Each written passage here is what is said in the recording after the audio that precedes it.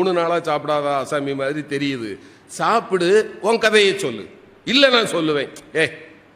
உனக்கும் போக்கிடம் கிடையாது. யாரை பார்த்து? சிவபெருமானை பார்த்து. உனக்கும் போக்கிடம் கிடையாது, எனக்கும் போக்கிடம் கிடையாது. இங்கே தானே இருக்க போகிறோம். சாப்பிட்டுக்கிட்டு சொல்லுப்பா. இல்லையா, நான் சொல்லியே ஆகணும்.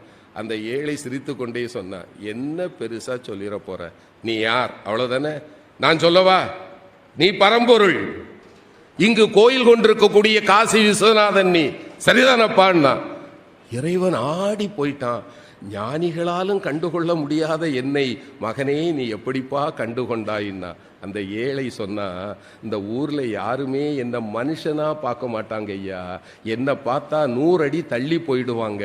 ஆனால் என்னைக்கு சமமாக அமர்ந்து அழுகி போன என் கையில் இருக்கிற உணவை கூட உண்பதற்கு ஒருவன் கையேந்துவான் என்றால் என் கருணை கடலே, உன்னை தவிர வேறு யாரால் ஐயா இது முடியும்?